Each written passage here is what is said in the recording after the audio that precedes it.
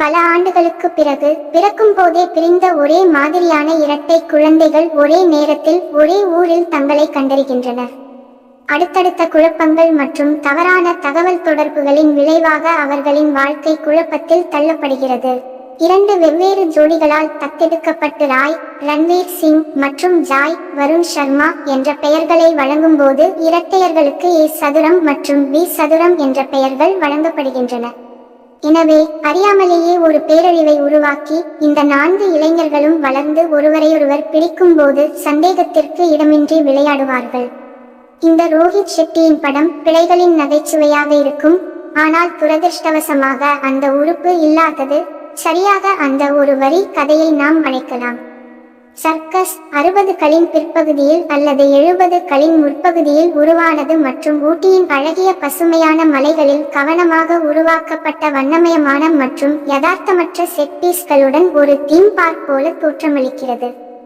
அக்கால சினிமாவுக்கு மரியாதை செலுத்த படம் தீவிரமாக முயற்சிக்கிறது. ஒவ்வொரு சந்தர்ப்பத்திலும் பல கிளாசிக் பாலிவுட் பாடல்கள் பின்னணியில் ஒலிக்கின்றன. மேலும் நடிகர்களின் நடிப்பு அவர்களின் விண்டேஜ் ஆடைகளை விட சத்தமாக இருக்கும். இது முழுக்க முழுக்க ஸ்லாப்ஸ்டிக் நகைச்சுவை என்பது பிரச்சினை அல்ல. பாலிவுட் ஏற்கனவே இந்த வகையில் பல படங்களை பார்த்துள்ளது.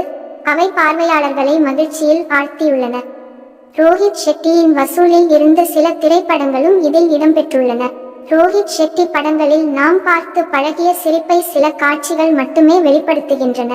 எடுத்துக்காட்டாக நம் ஹீரோ ராய் உயர் மின்னழுத்த அதிர்ச்சிகளிலிருந்து விடுபடுகிறார். மேலும் அவரது ஜூபிலி சர்க்கஸில் அவரது மறக்க முடியாத செயல்களில் 1-2 நேரடி கம்பிகளை தனது கைகளால் முத்தமிடுகிறது. ஆனால் அவர் அதை செய்யும்போதெல்லாம் அவரது ஜுட்வா பாயும். அவரை தொடும் எவரும் ஒரு பெரிய மின்சார அதிர்ச்சியை அடைகிறார்கள். செயல் முடிந்ததும் அவர் நலமுடன் இருக்கிறார். இதை நீங்கள் கடந்து செல்ல முடிந்தால் கேலிச்சித்திரங்கள், நல்ல நடிகர்கள், ஒரே மாதிரியான கதாபாத்திரங்கள், மந்தமான உரையாடல்கள் மற்றும் எங்கும் செல்லாத சூழ்நிலைகள் ஆகியவற்றை கொண்ட மீதமுள்ள சதித்திட்டத்தில் உட்கார்ந்து கொள்வது கொஞ்சம் குறைவான சங்கடமானதாக இருக்கும். திரைக்கதை நையாண்டி மற்றும் ஜிங்கர்களை பற்றி புதிதாக எதையும் வழங்கவில்லை மற்றும் இழிவான மறுபரிசீலனைகளை அனுபவிக்கிறது. ரன்வீர் சிங்கின் சிறந்த முயற்சிகள் இருந்த போதிலும் அவரது 2 கதாபாத்திரங்களும் தேவையான நம்பிக்கையை வெளிப்படுத்தவில்லை. கரண்ட் லகா ரே பாடலில் தீபிகா படுகோன் கொடுக்கும் கேமியோ உண்மையிலேயே புத்துணர்ச்சியூட்டும் ஒரு ஹைலைட். வருண் சர்மாவின் நகைச்சுவை நேரம் இங்கே கிரிமினல் முறையில் வீணடிக்கப்பட்டது. இறுதியில் மிகவும் நம்பகமான ஜானி ஸ்விட்ச் போல்சன் பாயாக சில உண்மையான இயற்கையான சிரிப்பை பெற வேண்டும். திரையில் அவரது சில நிமிடங்களில் மாஸ்டர் நகைச்சுவை நடிகர் ஒட்டுமொத்த நடிகர்களையும் விட அதிகமான இதய துடிப்பு தருணங்களை உருவாக்குகிறார்.